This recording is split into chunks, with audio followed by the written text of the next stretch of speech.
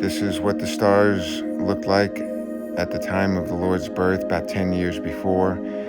Right here we have a conjunction of Venus and Mercury on top of Jupiter at the loins of Leo, and is indicating that a seed is going to be put into the belly of the Virgin, and that seed is the seed of the woman. Here Jupiter is backing up and coming to the Alpha Omega point, which is between Leo and Virgo. We call it that because he is born of a virgin in the beginning, and he comes back in the end as the King of Kings and Lord of Lords, the Lion of the tribe of Judah. Here is Mars right at the heart of Virgo on top of Jupiter.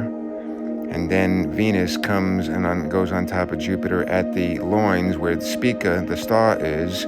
And that star represents the seed of the woman, and is also called the branch in the zodiac sign. Biblical astronomy is fascinating, and it shows it's a clock in the sky that the Lord has given us to show signs and seasons of things to come. We understand there's at least two things, because it's plural, and that is the coming of Jesus Christ into the world twice. He came once. This is the first time of his birth.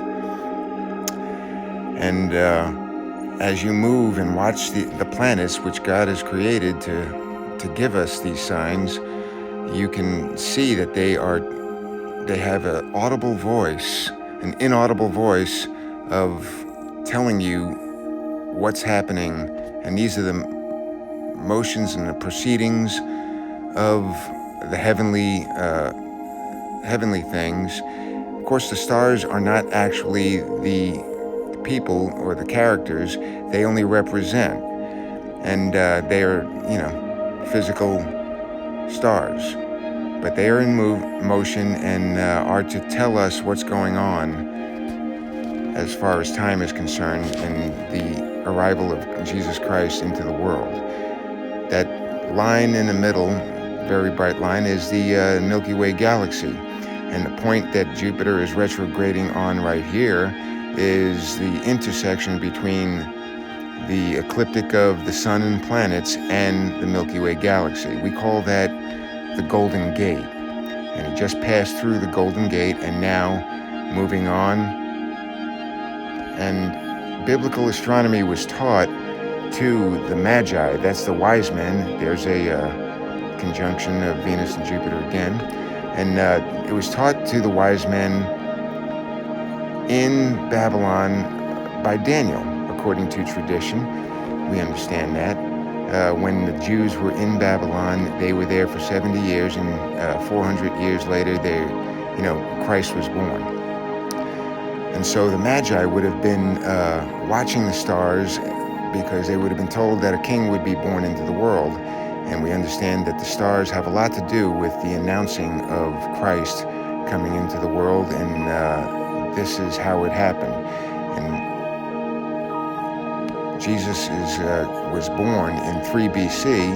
The reason why we say that is because the calendar that we go by today is erroneous and is off by 3 years. So Christ came into the world 4,000 years after Adam was created in the beginning, and that would be 4003 for the erroneous calculation, but it's actually 4,000 years before Christ. And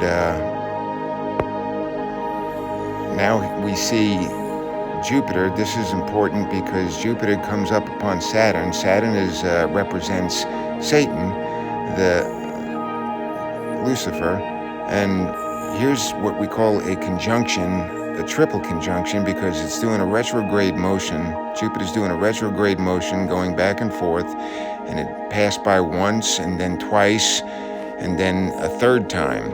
And in Israel's history, anytime there's been a grand conjunction, which is what this is, it always meant some kind of trouble in Israel. And here comes Mars again. Mars is Michael, and Mercury is the chief speaker, the voice of the Lord, and that's Gabriel, and he's the chief messenger, while Michael is the the soldier, the general of the host of the Lord. And he is the military man. He fights for the people of God. And here's Jupiter in the Aries, which is the Lamb. And in the beginning, Jupiter begins at Aries, and he is identified. In another video, I can show you that. Every sign of the zodiac has something to do with the story of the Lord and his redemption of mankind, and him coming into the world and saving man from their sin.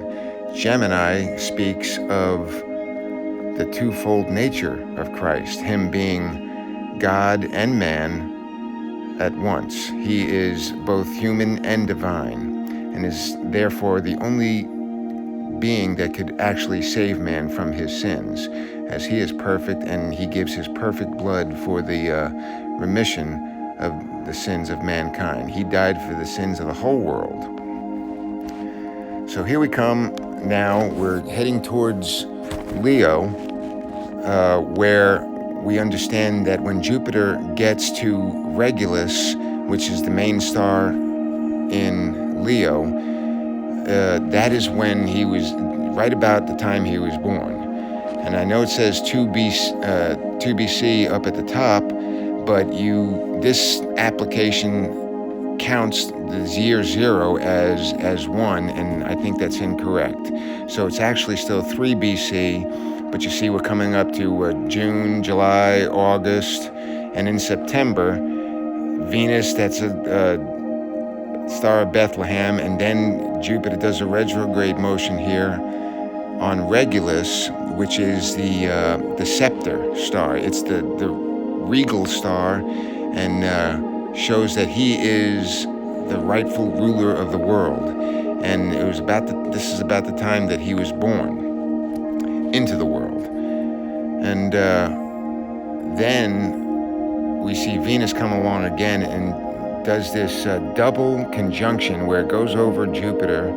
It does loop-to-loop backwards. It does retrograde motion and goes back over Jupiter again, and that's pretty significant because that happens again in the future after the great sign. I have that in another video. You can watch that and see the similarities. But here again, now Jupiter is at the Alpha Omega point again, and is coming back into the sign of Virgo. Once again, Virgo is, that was just another star of Bethlehem where Venus and Jupiter come together in Virgo.